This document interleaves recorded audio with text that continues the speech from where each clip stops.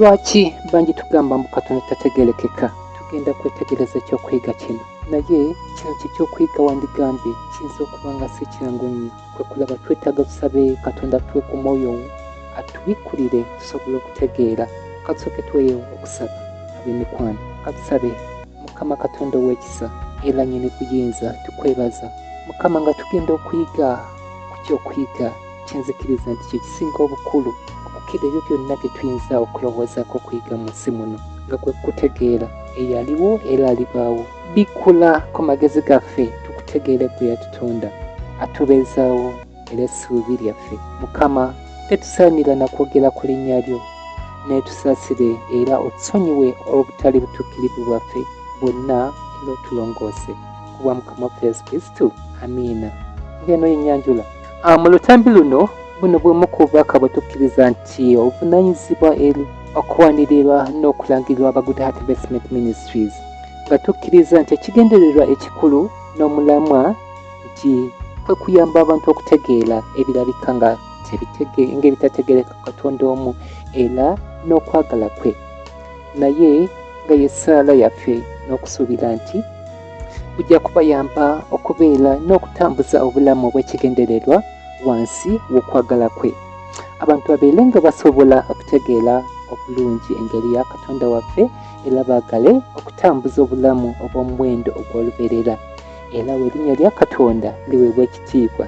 Era akagiri Katonda gy'ali Katonda ow'okwagala era nga kyali, era tekiyinza kuba mu kwagala kwe okuba mu butategeerekeka, so nga era kibadde mu kwagala kwe okuviira ddala ku ntandikwa y'emirembe okwebikula oba kiyinzika mu bujjuvu eri ebitonde bye, kubanga talina kyakisa nti atwekwekerere. Era obutategeera bwaffe Katonda gusobola kuba era nga bwe kiri mulimu gwa mulabe wa Katonda Sitaani okutuukiriza ebigendererwa by'okulwanyisa Katonda wamu naffe. Nga tutwala Bayibuli ng'ekitabo ekyokubikulirwa kwa Katonda era n'ekitangala okuba mu mwoyo w'obunabbi, katwetegereza ensonga ez'enjawulo nga tutuuse ku kutegeera efanagana, tujja kuba nga tukyusiddwa eri okwagala Katonda n'empisa ye nga ge mateeka, era twagale okuba nga yeefuga obulamu bwaffe. Obubaka buno okubaamu erinnya lyange ng'omutesitesi waabwo tekimpa ngeri yonna kwelowooza ku baana bwannannyini ku ebyo ebirimu. Kyenzikiriza nti kuluŋŋamya kwa Katonda ku lw'okwagala kwe n'ekigendererwa kye.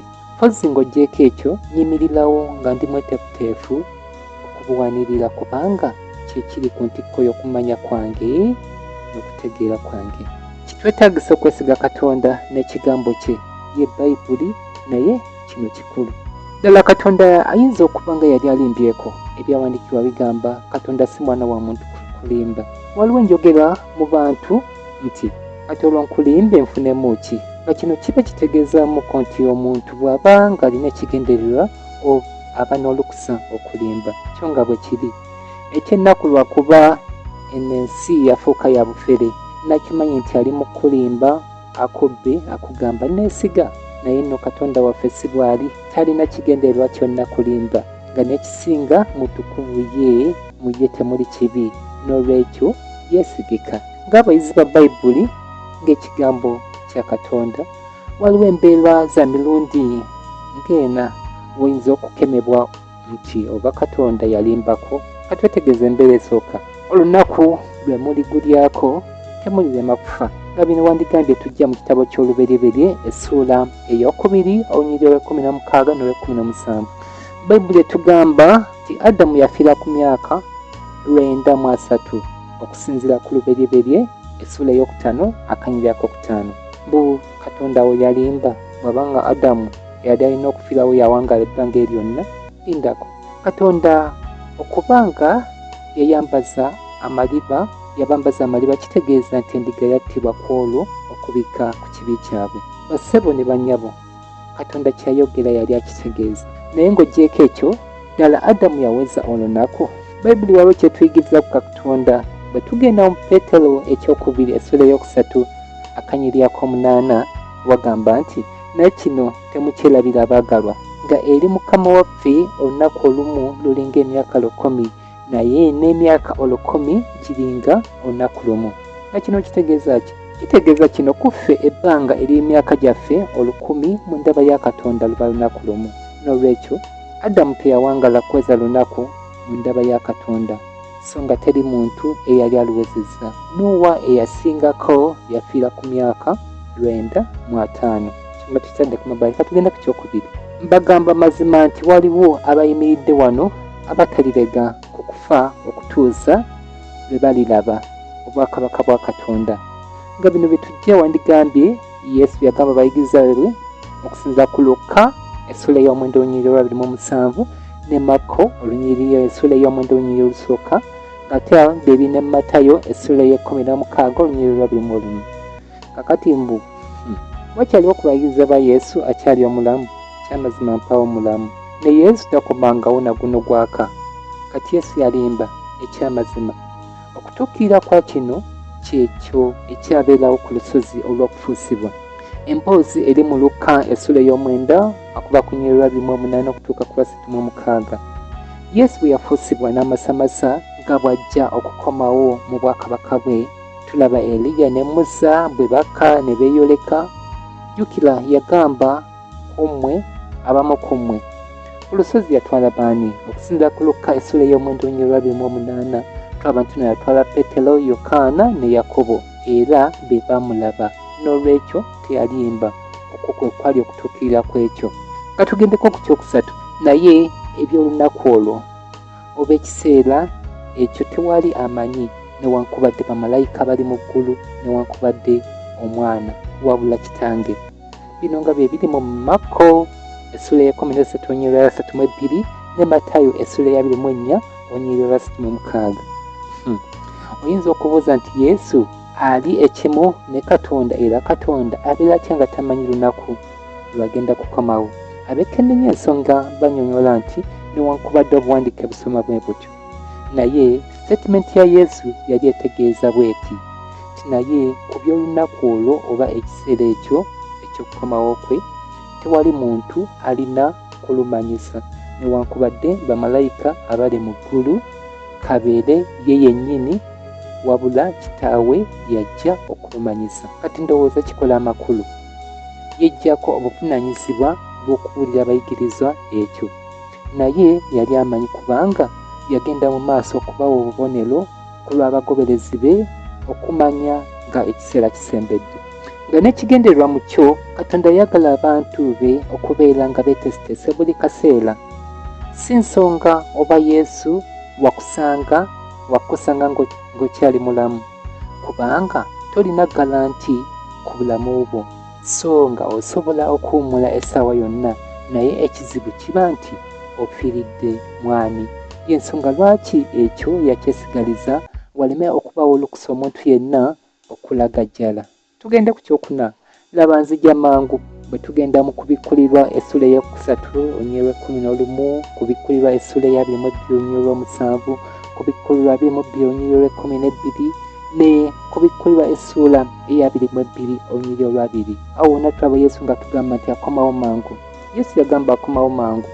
Laba nakati tannadda.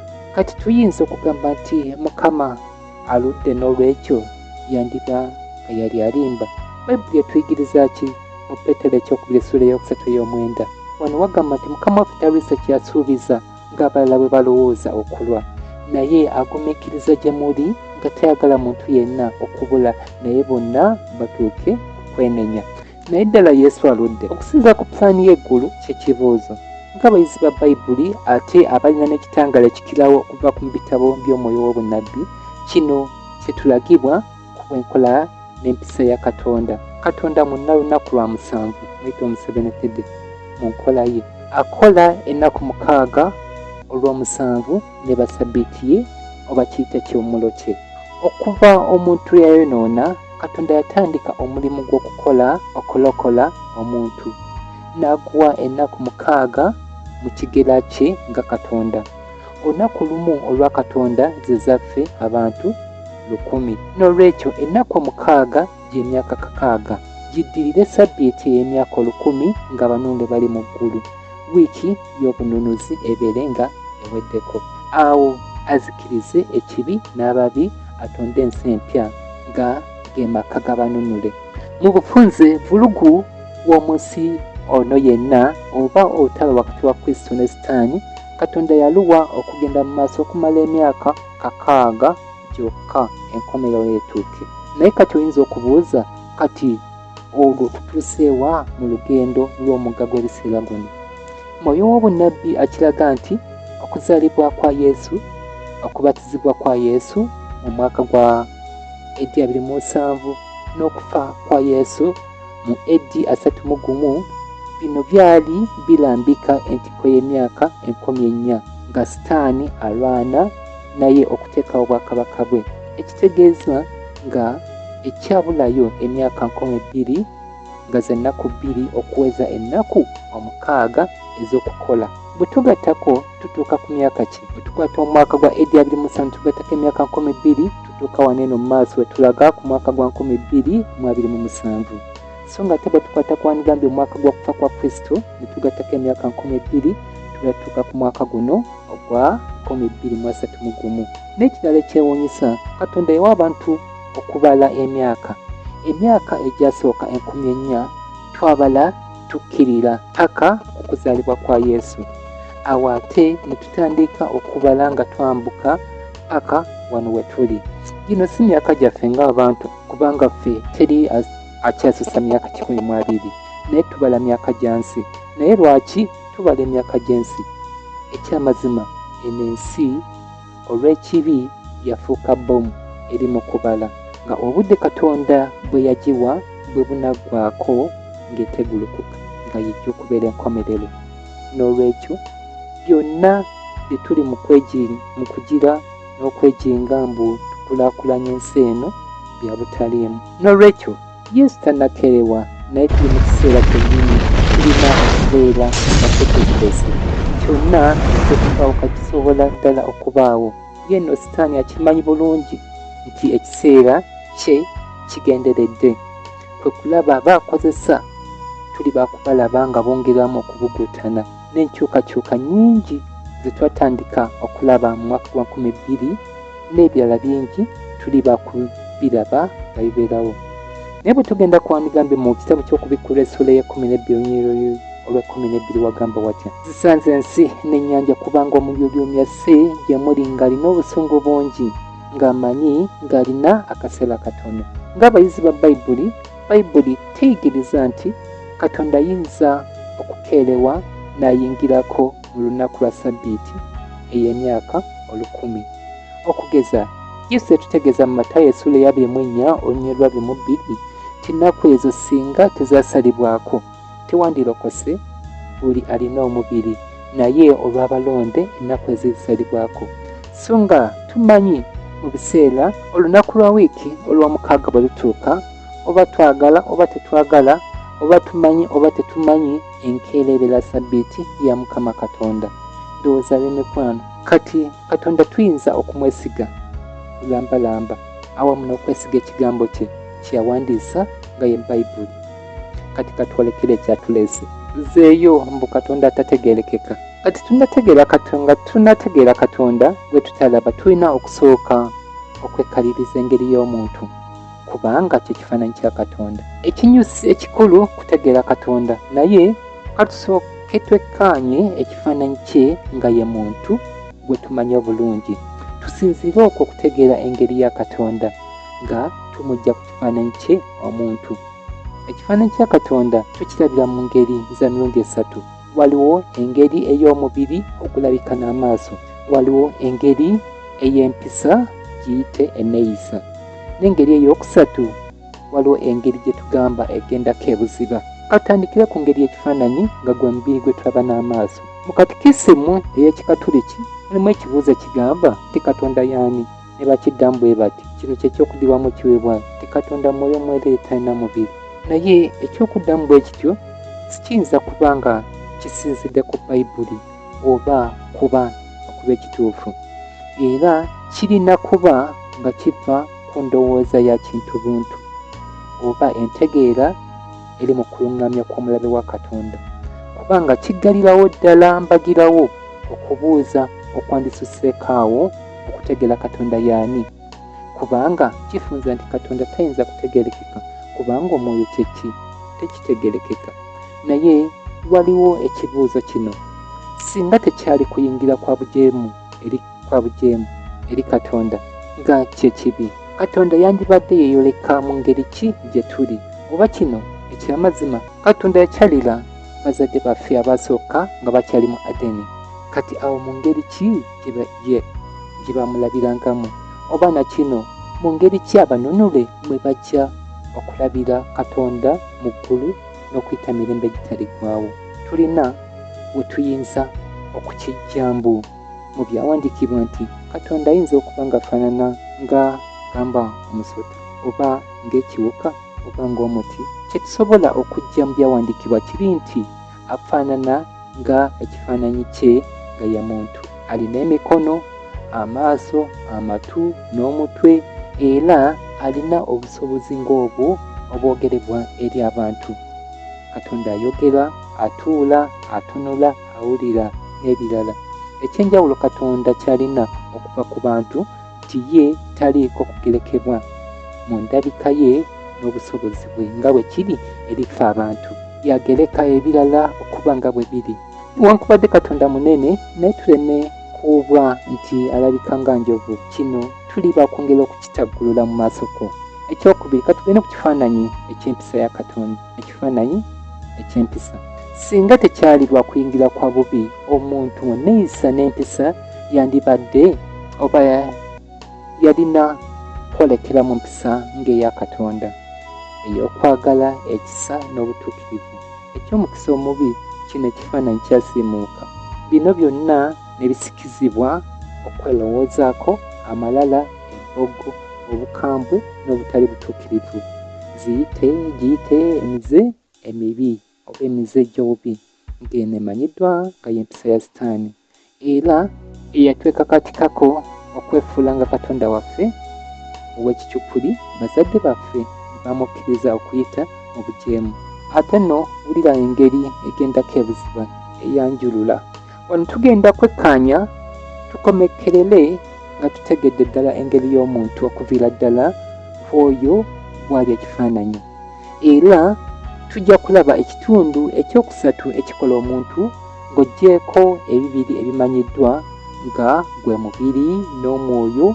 Emboozi ezisinga zooleka omuntu nti akolebwa ebitundu bibiri, omubiri ogulabika n'amaaso ate n'omwoyo. Naye waliwo ekitundu ekirala eky'omugaso kye tutandibuusiza maaso bwe tuba bakwanjuluza muntu. Omuntu alina engeri ng'eya Katonda, giyite engeri ey'obwabasatu. Bwe tuba nga tumanyi Katonda omu nga Katonda Kitaffe, Katonda Omwana ne Katonda Omwoyo, mu njogera endala tulina Kitaffe, kigambo wa Katonda oba kigambo Katonda, era ne Mwoyo wa Katonda oba Katonda Omwoyo Mutukuvu. Tuli bakwongera kino okukitaggulula. Mu bwabasatu oba ab'obwa Katonda tulaba ekitundu ekya kigambo kya, nga kino kitulaba nti kigambo wa Katonda nga Yesu Kristo era yayitibwa Omwana wa Katonda. Mu ngeri y'emu ng'oggyeko ebitundu eby'omubiri n'omwoyo eri omuntu, buli muntu alina ekitundu ekirala ekikola ekitundu ekinene ku kikyali oba kyasobola okuba mu bulamu, nga kino kye kigambo ky'omuntu oyo. Mu makulu ekigambo kinnyonnyolwa ng'ennyingo y'okwogera oba giyite oba luyite olulimi, so nga era tusobola n'okunnyonnyola ekigambo nga engeri ey'okuwuliziganyaamu oba ekituyambako okuwuliziganya n'abalala, era nga kino kye kiyamba omuntu okuzimba enkolagana n'abalala. Ate kino tekikoma ku bigambo bye tufulumya mu kamwa kaffe, kubanga n'abakozesa obubonero nayo ngeri ya kuwuliziganya. Ekigambo kiyite okwogera si kirabo kyokka, naye kubanga kyamaanyi ekimala okulambika omuntu gy'ali oba okulaga mu bulamu. Kambuuze kino, omuntu ayinza kutuuka ku ki mu bulamu bwe kiba nga okuva mu buzaale bwe teyakula mu ngeri yonna ey'okuwuliziganya n'abalala, kwe kugamba nga tasobola kwogera oba yadde okukola akabonero okusobola okuwuliziganya n'abantu abalala, kubanga omuntu asobola okuzimba obugagga oba erinnya mu bantu babeeramu oba mu nsi ng'akozesa ekigambo kye. Katugeze nga abakulembeze ate mu ky'okuzimba amaka ndowooza nakyo kitegeerekeka. Ekigambo mazima ddala kikiikirira nnyini kyo, kubanga omuntu osobola okumutegeera ku ddoboozi ki ono gundi yayogera oba yali mu kompyuta ne bw'oba nga tonnamulaba n'amaaso, kuba buli muntu eddoboozi lye lirina engeri lyawukanamuko ku by'omulala. Kyova olaba omuntu avunaanyizibwa ebigambo ebiva mu kamwa ke lw'otaba nalukusa kwogera byaswakabangu nolowooza nti nno tekiyinza kulya. Okumanya ekigambo kitundu kikulu ku muntu, Bayibuli kino kyegamba mu Matayo essula ya 12 olunyiriri lwa 37 wagamba nti kubanga ebigambo byo bye birikuweesa obutuukirivu oba okwejeelesesa, n'ebigambo byo birikusinzisa omusango oba birikusinzisa omusango. Mu butuufu omuntu akolebwa ebitundu bisatu: omubiri gwe, omwoyo gwe n'ekigambo kye. Naye bino birina luganda ki? Mu mubiri, omubiri kye kino ekibokisi ky'omuntu kye tulaba n'amaaso era kisobola okukwatako. Naye ate omwoyo kinnyonnyolwanga ekitundu ky'omuntu ekisingawo okuba eky'omugaso ekimufuula omuntu. Era ndowooza tuyinza okukinnyonnyola obulungi ko bwe tuti: omwoyo nga yentabiro esibukamu okulowooza, okuteekateeka, okutegeera n'okukola okusalawo mu mubiri gw'omuntu, era nga kino kyekisalawo n'okulambika ebikolwa by'omuntu byakola, ebigambo byayogera n'akamwa ke oba byawandiika wansi, okusobola okubaako engeri gy'akosaamu abalala ku lw'obulungi oba ku lw'obubi. Mu muntu ebitundu bino ebisatu bigenda bikula okuva mu buwere paka mu bukulu n'okuyita mu bulamu, era nga mu muntu byonna bisibiddwa wamu n'omubiri gumu, mu mubiri ogumu. Era kino kyekirambika omuntu okuba omugereke, kubanga w'oli omubiri gwo we guba n'omwoyo gwo, so nga n'ebigambo byo we bisobola okuba nga we bisibuka. Ekyewuunyisa ye Katonda eyatonda ensi n'eggulu ye tali bw'atyo, si mugereke wabula ye yenna mugereka agereka ebirala byonna. Era nga mu bantu ebitundu bino ebisatu bikolera wamu okulaga omuntu kyali oba kyayinza okuba, so nga ebikola by'omubiri n'ebigambo by'omuntu biraga engeri y'omwoyo gwe. Era omuntu bw'afa ebitongole binsatule bino biggalawo oba bizikira. Kino Bayibuli kyetuyigiriza bwe tugenda mu Buweereza essula y'omwenda olunyiriri lw'10. Buli kintu omukono gwo gwe kiraba okukola kikole n'amaanyi go, kubanga tewali mulimu newankubadde okuteesa, newankubadde okumanya, newankubadde amagezi, newankubadde mu magombe gy'ogenda. Era tewaliyo na kyonna mbu ate omwoyo gwo tegufa, kubanga omwoyo teguyinza kukola ki awatali mubiri, so nga n'ekigambo nakyo bwe kiri. Abafu tebalowooza era teboogera. Kyova olaba nti omuntu bw'ayogera ekimugwanyiza okusibibwa ekibokisi kye buyita omubiri bwe bawalawala bukolokolo ne batwala mu kaduukulu. Omuntu tayinza kwewolereza nti teyabadde ye, wabula kyabadde bubezi kigambo kye, kubanga gwabadde mwoyo gwe ogwalagidde akamwa ekitundu ky'omubiri ne kasama kwogera ekigambo kye. Kati ate katugende kati nno Katonda yaani? Yesu ne mwoyo mutukuvu oba mwoyo mutuukirivu. Akagiri Katonda gy'ataliiko kugerekebwa mu ndabika ne mu busobozi, okusinza ku byawandiikibwa, mazima kiringa nti yasanga obuzibu okwennyonnyolako oba okwebikulira abantu abagereke, ate naddala ekisinga obubi abo abayonoonebwa mu kutegeera kwabwe olw'ekibi. Kyeyava afuba okwessa wansi ddala ku mutendera ogw'okwefuulanga ow'ekigero, ng'afuula ekigambo kye okujja mu ngeri ng'ey'abantu nga ono Yesu Kristo. Era akagiri ke yatuteerawo omusingi gw'amaka, awo okweyoleka nga kitaffe n'omwana mu byonna kufuba kutuyamba wakiri okutegeera empisa ye. Bwe tuba tutegedde engeri y'ebitongole ebisatu ebikola omuntu, awo nzikiriza tusobola okutegeera engeri y'ebitongole ebisatu eby'obwakatonda. Tukkirize nti senga tekyali lwakatyabaga akaagwa olw'okuyingira kw'ekibi, Katonda yali teyeetaaga kwetematemamu oba kweyoleka mu bitongole bye. Kino kyali kyetaagibwa ku lwa nteekateeka ya bulokozi bwa muntu. Kino Yokaana kyatulambujira mu kitabo kya Yokaana essula esooka olunyiriri olusooka paka ku lwokusatu, ne bwe tugendako ku nnyiriri 14 ng'agamba atya: ku lubereberye waliwo kigambo, kigambo n'aba wali Katonda, kigambo n'aba Katonda.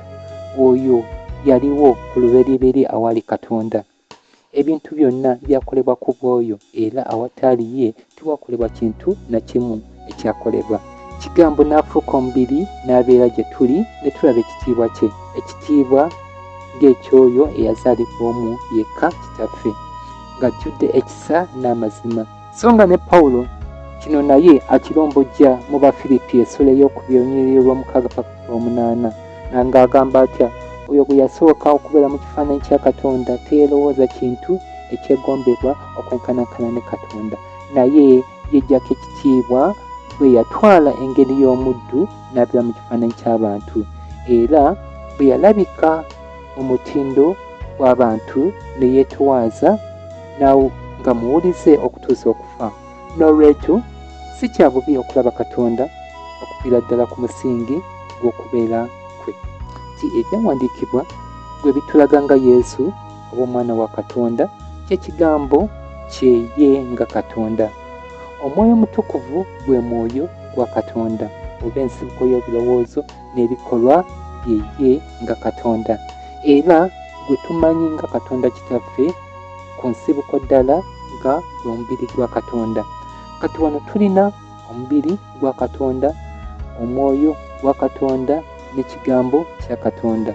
Omubiri gwa kitaffe gwa Katonda kiyite ekifaananyi kya kitaffe, muno mwe mweyolekera ekifaananyi ky'endabika ya Katonda nga bw'ali. Ffe ng'abantu gye tutasobola kuteeka ku bipimo nti Katonda zituwakirwa bwe ziti, bwe tumutadde ku minzaani kyoba nti bwe tumupimapimamu kalina futi bwe ziti, kubanga Katonda ali waggulu w'ebipimo byonna. Kino kiyeeyogerako mu Isaaya essula y'enkaaga olusooka nga wagamba watya: bw'ati bw'ayogera Mukama nti eggulu y'entebe yange n'ensi y'entebe y'ebigere byange. Nnyumba ki gye mulinzimbira, era kifo ki ekiriba ekiwummulo kyange? Ddala mu bwongo bwaffe obw'ekigero tuyinza okutegeera ddala katugambe omuntu ng'atudde mu ggulu gye tutamanyiwa na gye liri, nga eno ensi mu bunene bwayo nga bwe tugiraba ntebe butebe y'ebigere bye. Oyo bwe twepanka titwagala tumulabeko, amazima tetumanyi na kye twagala kulaba, olw'okuba tumanyidde bano bakabaka b'oku nsi abatuula mu ntebe nga tumulaba okuva ku bigere paka ku mutwe, ne tulowooza nti ne Katonda wakigera ng'ekyo. Kyava yali yeewuunya abagamba okumuzimbira ennyumba mw'ababeera. Ddala amazima kizimbe ki oyo bw'atyo mwayinza okuggweera? So nga era Katonda tumwogerako nga oyo atuula kutangalijja okutasemberekeka. Ye yennyini wandigambye Mukama atangalijja n'okukira enjuba. Ddala tusobola kulaba ki n'amaaso gaffe gano? Weetegereze nga ekifaananyi ky'omukazi onayogerwako mu bunnabbi mu kwakayakana, naye ekyamazima Katonda waffe akirawo nnyo, kubanga omusana ekitangaala kyagwo kigujja ku ye. Teweewuunya lwaki mu nsi y'abanunule teriba musana, kubanga Kristo yaliba omusana gwayo, n'abanunule ffenna tujja kwakayakana. Kati katugalaabeko ate omwoyo gwa Katonda gwe gutya? Ye abange Katonda by'akola bivaawa? Alowooza oba ali awo alinga jjinja? Omwoyo gwa Katonda y'ensibuko y'ebirowoozo bya Katonda waffe, ebirowoozo eby'okwagala n'obutuukirivu, era nga ebyeyolekera mu bikolwa bya Katonda muyite Yesu, nga guno gwe mwoyo oguli ddala obukiika n'omwoyo gwa Sitaani oguvaamu byokka ebirowoozo eby'okwerowoozaako, okweyagaliza amalala n'obutali butuukirivu. Ate kigambo wa Katonda okuyita mu kufuusibwa ng'omuntu, Yesu muyite kigambo wa Katonda. Mu kino tujja okulaba amaanyi ga Katonda ageewuunyisa ye, kuba ng'alina obusobozi bwe tebuliiko kugerekebwa. Ye yagereka byonna ebirala okusinza ku kwagala kwe, obutafaananako ngaffe abantu, era tafugibwa mbeera ng'ezifuga n'okukugira obusobozi bwaffe ng'abantu. Yalondawo ekigambo kye kitwale omuntu we, oba kiyite ekitongole kye, ye nga ye ekyempuliziganya, okukifuula omuntu Yesu, kyokka n'asigala ng'akyali Katonda. Mu mazima bwe twekenneenya ebigambo bya Yesu, byali mazima ddala bigambo ebisibuka mu ndowooza y'obwa Katonda oba Katonda, newankubadde yali mu kifaananyi oba ngeri ng'eyaffe ey'abantu, era n'enneeyisa ye giyita empisa mu bigambo n'ebikolwa yakiikirira ddala eyo ey'obwa Katonda, era nga kwekwo okuluŋŋamya kwennyini okw'omwoyo gwa Katonda. So nga eno y'enkyukakyuka ekigambo ku luberye ekyali mu mubiri ogutagerekebwa ogwa Katonda, gwe tutalinaako busobozi kulaba kati nga kiri mu mubiri gw'ekifaananyi kyaffe ng'abantu, kyokka n'asigala nga Katonda. Ekyewuunyisa eri Katonda, newankubadde ekigambo kye kyali kisibiddwe wansi kuno ku nsi mu mubiri gwaffe ng'abantu, ekyo tekyaggalawo busobozi bwe Katonda okusigala ng'awuliziganya, kubanga ye yali waggulu okufugibwa embeera. Ye teyeetaaga kitangaala okusobola okulaba, teyeetaaga kumala kwasamya kamwa ke okwogera. Buli ky'oyinza okulowooza ekikugira obusobozi bwaffe ng'abantu, kino kikitawaanyisa okutegeera ku Katonda, era entegeera eno ennyonnyola engeri ya Katonda ey'obwabasatu, okugamba Katonda Kitaffe, Katonda Omwana ne Mwoyo Mutukuvu nga Katonda omu. Nga tuzimbira ku musingi ogwo, katwongere tunnyonnyoke bulungi ne bino. Waliwo obusobozi bwa mirundi esatu nga Katonda yekka yabulina. Waliwo Omuzungu kyayita omnipotent, Katonda alina amaanyi gonna, yalina amaanyi gonna. Ekyokubiri waliwo kye tuyita omnipresent, kye tugamba nti Katonda ali buli wamu, nga n'ekyokusatu waliwo kye tuyita omniscient, nga kino kitegeeza nti Katonda amanyi buli kimu. Ng'abayizi ba Bayibuli, Yesu yakakasa nti alina obusobozi buno obw'emirundi esatu. Tulaba nga yasobola okusoma ebirowoozo by'abantu, okukola ebyamagero n'okumanya ebigenda mu maaso eyo gy'atali, nga bino byonna bikakasa obwa Katonda bwe, newankubadde ekitiibwa kye kyali kisiikiriziddwa ekifaananyi ky'obuntu. Nga ekyo kitadde ku mabbali, waliwo ebisaanyizo bye nalaba Katonda bisatu ebyewuunyisa ku ye. Ekisooka, Katonda yalina okwagala okutuukiridde. Ekyokubiri, Katonda yasinga okuba ow'omuwendo, so nga n'ekyokusatu, so nga taliimu nsigo y'amalala yonna. Naye okwagala okutuukiridde kwe kutya, Pawulo atulombojjera ki okwagala kye kuli?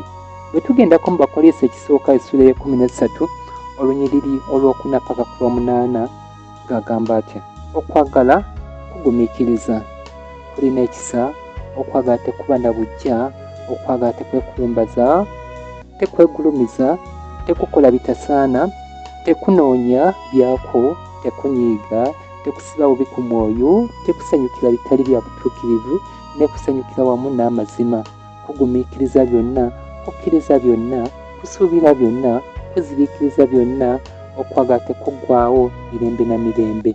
Teberezaamu engeri gye twavugamu Kristo, ne tuvuma, ne tujooga, ne tukuba. Omulala yandigambye nti kale laba bino zikubiye mbiyamba buyambi, naye teyayasamya kamwa ke kwogera kiringa ekyo. Bassebo ne bannyabo, okwo kwe kwagala kwa Katonda waffe. Oyinza okwebuuza, Katonda oyo eyali awamu okuva ku luberye yeyawulamu ddi atondewo woofiisi ya Kristo. Ekyamazima tufube kubeera beesigwa bino bye tulibuuliza mu ggulu, kubanga bye bimu byatatubikulira.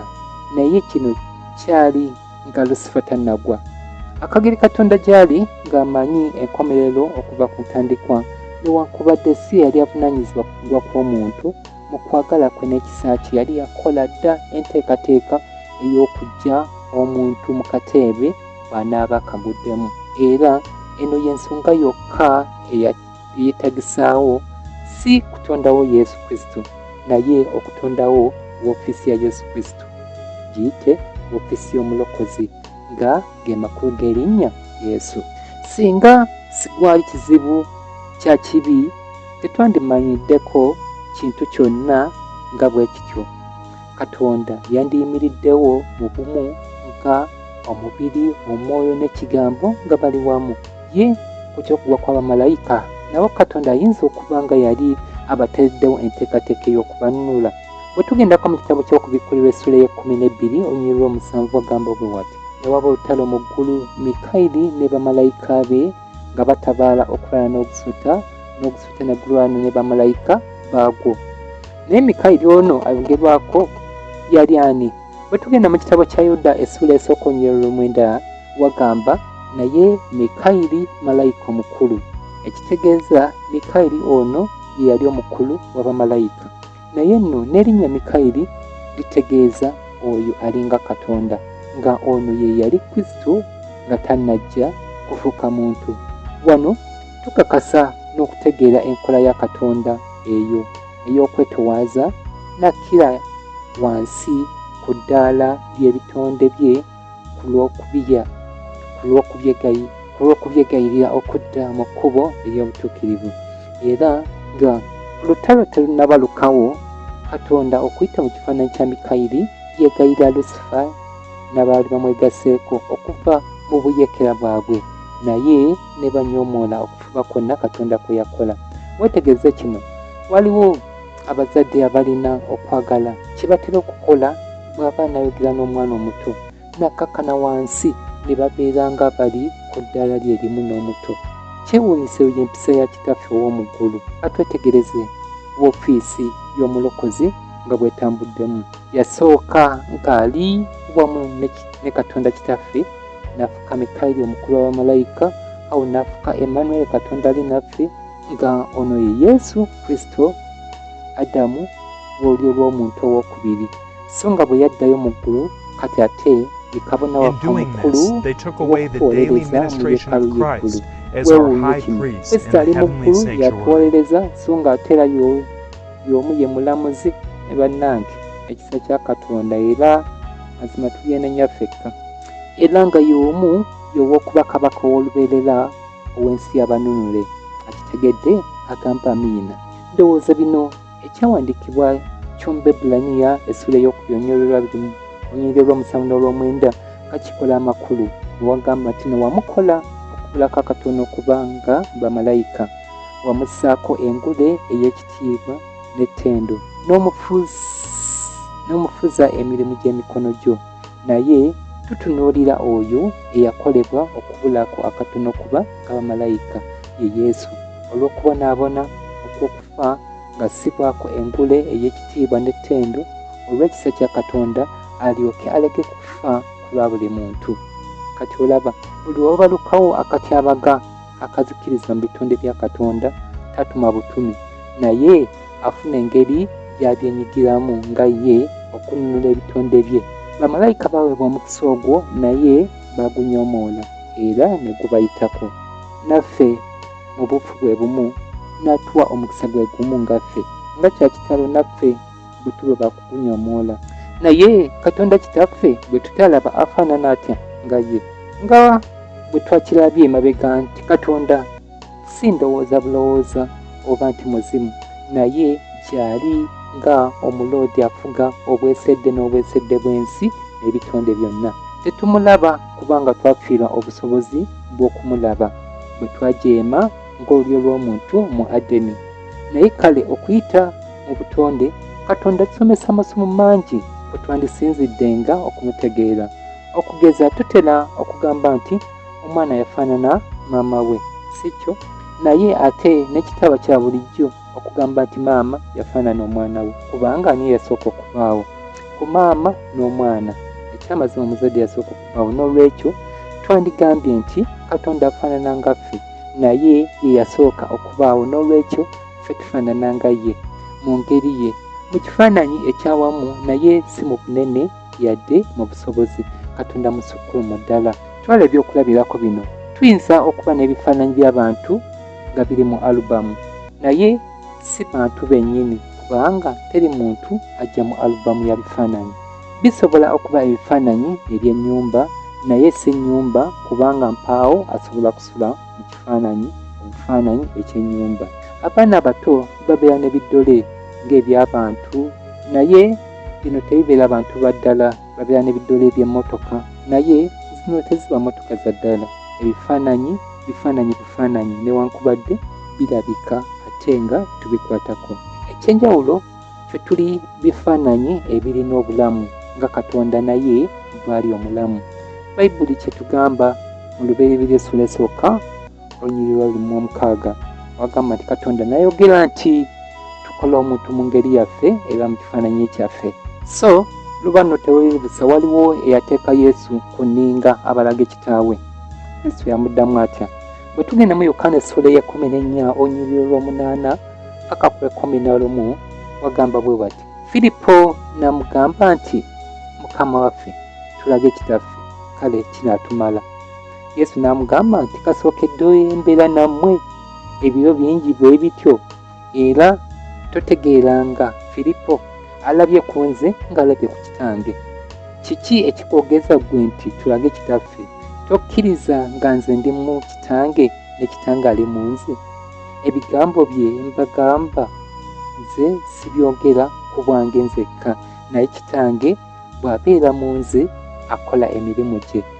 Munzikirize nga nze ndi mu kitange ne kitange ali mu nze. Bangi abeebuuza nti Katonda ate afuuka atya omuntu? Mu buyinza bwe asobola okweyoleka mu ngeri yonna gy'ayagala olw'ekigendererwa, naye tukozeseko okubwongo bwaffe omuzungu kyayita common sense. Kirabe bw'oti, bwe tuba nga tuli ku kigera nga ekyobuloolo, Katonda bw'aba nga ali ku kigera ng'ekyomuntu, yali ayinza kukola atya okusobola okujja okubeera mu buloolo, okubulaga ekkubo lye bulina okutambuliramu okufunuka omutawaana gw'okuzikirira? Oli mutuufu, yali alina kutetenkanya ngeri ki naye gy'afuuka ng'omu ku buloolo. Era kino omuzungu kyayita incarnation. Era nga bwe twalabye nga Pawulo kino akirombojja. Mu bwofu buno tewali nnaku yonna muntu gy'oyinza kuba ng'oyitamu nga Yesu teyagiregako, kyokka n'awangula ekibi. Kino akitegedde gamba weewaawo. Singa yagira mu bugagga, abawo twandibadde twekwasa nti gwe Yesu olaba wagira mu bugagga, naye bazadde be baali baavu, nga n'ebirabo by'abagezigezi okuva mu buvanjuba bwe bwali obumu ku bugabirizi bwa kitaffe okuyambako amaka gano okukuza Kristo. So nga naye ani yali amanyi olubiri lwe gye lwali? Mpaawo, kubanga teyalulina. Weewuunye nno, waliwo abamugoberera nga babalabya nfuna. Waliwo we yagamba bw'ati mu Matayo essula y'omunaana olunyiriri lwa 2 oba ne mu Luka essula y'omwenda olunyiriri lwa 58. Yesu n'amugamba nti ebyo birina obunnya n'ennyonyi ez'omu bbanga zirina ebisu, naye omwana w'omuntu talina wassa mutwe gwe. Teebereza paka bukulu nga tolina yadde akazigo kopangisa nti kaako. Laba na kino, abavubuka twandyekwasiza nti Mukama olimba, tumanyi biki abavubuka bye tuyitamu. Olaba gwajja oli mukulu, naye okuviira ddala mu lubuto paka twandyekwasiza nti gwe Mukama tewalina bakuyiganya, naye bannaddiini b'ebiseera ebyo mazima bali bamulinnya kagere. Ababeera mu byalo twandyekwasiza nti Mukama tumanyi nnaku gye tuyitamu mu byalo mu bulamu obw'okukakalukana, naye ekyamazima Nazaaleesi gye yakulira kyali kyalo, era nga yakulira mu maka agali ku musingi gw'embeera ey'okukakalukana. Yayita mu byonna, kyokka ne bakomekkereza obulamu bwe nga bamutta mu ngeri eyali ey'obuswavu, eyali ey'abazigu abatemu bakondo, nga kwe kuwanikibwa ku musaalaba. Ekimu ku bigendererwa ebyaleeta Yesu Kristo kuba mu bantu kutuwa kyakulabirako. Ongeza nga bwe tugenda mu Matayo essula y'ekumi mu lunyiriri olwokubiri, wagamba mwetike ekikoligo nange muyigire ku nze, kubanga ndi muteefu era muwombeefu mu mutima, nammwe muliraba ekiwummulo ky'omwoyo gwammwe. Ne bwe tugenda mu Yokaana essula y'ekumi wagamba watya, kubanga mbawadde ekyokulabirako, era nga bwe mbakoze nammwe mukole nga bwe mutyo. Paka nakati ekitongole kya Loome ekikulembera okulwanyisa Katonda ku nsi kikyenyumiriza mu buwanguzi bwe batuukako obw'okuttira Kristo ku musaalaba. Kino si kye kiri mu Bukatuliki, buli lw'odda misalaba. Waliwo era abawakana n'okusulawo ne basulawo nga Katonda bw'atazaala. Nga bwe twakirabye emabegako, Katonda okweyoleka nga Kitaffe n'Omwana yakikola kuyamba ffe okumutegeera empisa ye, akagiri naffe gye yatuzimbira ku musingi ogw'amaka. Ate nno awo eddiini eziri ku musingi gw'ekikafiiri n'ekerezia nga mwagitwalidde kwe kuyitawo akapaalo, ne bafunawo ne Katonda omukazi, ekifaananyi kiggweyo ekya taata, maama n'omwana. Ng'ebyo tubitadde ku mabbali. Bayibuli ez'Oluzungu zigamba my only begotten son, kyoyinza okuvvuunula omwana wange yekka gwe neefunira, weetegereze si gwe neezaalira. Lwaki? Kigambo wa Katonda yali alina okukulemberamu olutabaalo olwo olw'okulokolebwa kwaffe. Laba kino, bwe tuba nga tutegedde nga waliwo Katonda mubiri, oba omubiri gwa Katonda, muyite Katonda Kitaffe, tulina Katonda kigambo oba kigambo wa Katonda nga ye mwana, ne Katonda mwoyo oba omwoyo gwa Katonda. Kati kambuuze, ku woofiisi za Katonda zino essatu, ensi yatondebwa eriwa oba ani? Bayibuli egamba bweti, Katonda n'ayogera, n'olwekyo twatondebwa kigambo. Ate era laba ne kino, bwe twaweebuuka ne tulondawo obujeemu, twajeemera ani? Katonda mubiri, Katonda mwoyo oba kigambo wa Katonda? Oli mutuufu, twajeemera kigambo. Bwe kibanga okusonyibwa kwaffe twali twetaaga okutuwolereza mu maaso g'entebe y'okusaasira, ani yandituwolereza? Si kigambo wa Katonda? Ndowooza kati kikola amakulu lwaki kigambo wa Katonda ye yali alina okukulemberamu ku lw'obulokozi bwaffe, lwakuba bali kimu mu kigendererwa era bakolera wamu. Oyo ye Katonda. Waliwo neyayagala n'asaba okulaba ku Katonda, nga ono yali Musa. Naye yalaba ki? Tugendeko mu kitabo ky'Okuva essula ya 3 mu nnyiriri olw'omukaaga n'olw'omusanvu. Wagamba Mukama n'ayita mu maaso ge n'atendera nti, Mukama Katonda ajjudde okusaasira olw'ekisa, alwawo okusunguwala, era alina okusaasira okungi n'amazima amangi. Ajjukira okusaasira eri abantu 10,000, asonyiwa obutali butuukirivu n'okwonoona n'ekibi, era atali muggyako musango n'akatono yaligubaako. Naye abange, musono mulalo mu kifo ky'okutubuulira nti Mukama bwe mulabye alina ensingo mpanvu n'ebirala, naye yalaba mpisa ya Katonda. Kino kyewuunyisa nti Mukama alabika empisa ye. Ekyo kye kitegeeza okuba nti Katonda mutukuvu, era nga kye kitiibwa kye, era erinnya lye. Nga tuwunzika nga bwe twalabye nti naye oluvannyuma lwa Katonda okwetematema mu woofiisi ze, nga n'ekitongole kye eky'ebigambo ekyali kiweereddwa wano ku nsi mu mubiri, kiweerezeddwa wano ku nsi mu mubiri nga ogw'abantu, nga ye yali Kristo Yesu. Katonda Kitaffe teyafiirwa busobozi bwe okwogera, yasigala akyasobola okwogera. Twebuuzizza nti yali mwoyo ki eyali mu Kristo, eyali amuluŋŋamya mu ebyo byonna bye yayogeranga n'okukola, ne tukikakasa nti yali mwoyo wa Katonda. Gano ge makulu ga Katonda okuba nti yetaliiko kugerebwa, omuzungu kyayita infinite. Ye namugereka agereka ebirala, nga tumumanyi ng'oyo yekka alina obusobozi okuba ng'amanyi byonna ebigenda mu maaso mu bwesedde bw'ensi zonna. Ne kiba nti era Katonda yekka ye yali asobola okutulokola, kuba ye yali asobola okutuwa omwoyo gwe gubeere mu ffe, kyokka n'asigala ate nga kyalina omwoyo gwe. Ndowooza katutegedde abooluganda, Katonda. Ndowooza tutegedde eyatutonda. Ndowooza tutegedde oyo ayalina okubeera mukama w'obulamu bwaffe. Oyo ye Katonda. Oluyimba luno oli ku nnamba ya 145 ne luba olw'ensonga era okuba essala yaffe. Twala ensi ompe Yesu.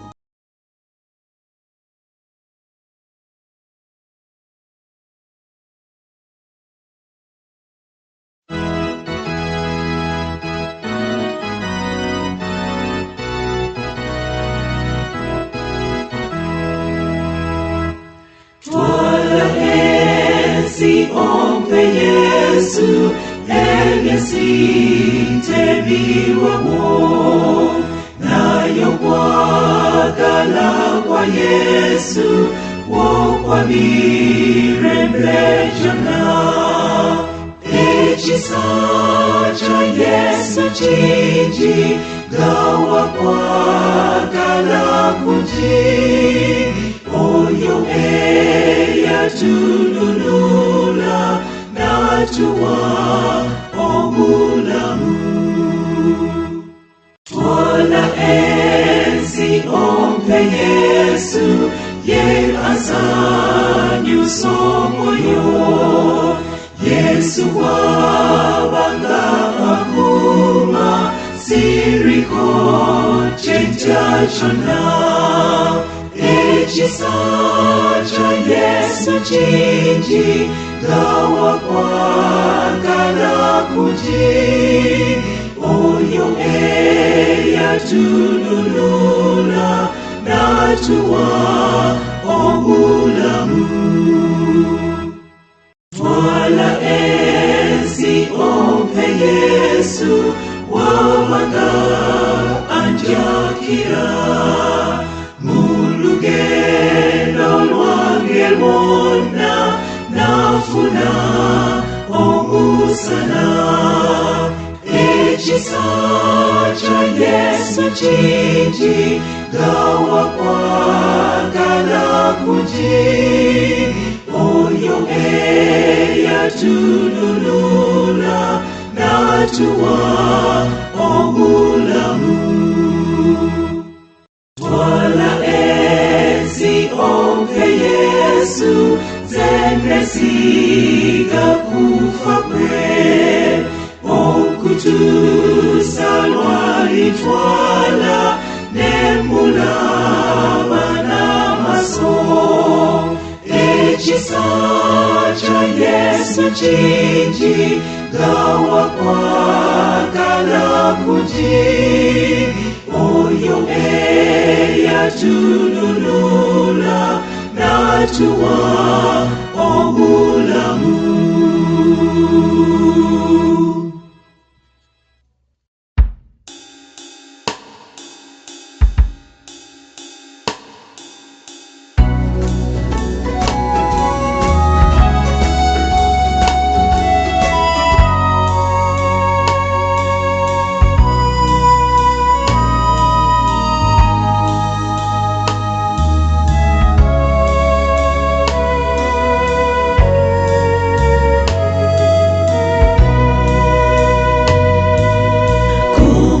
Sozi egologosa Yesu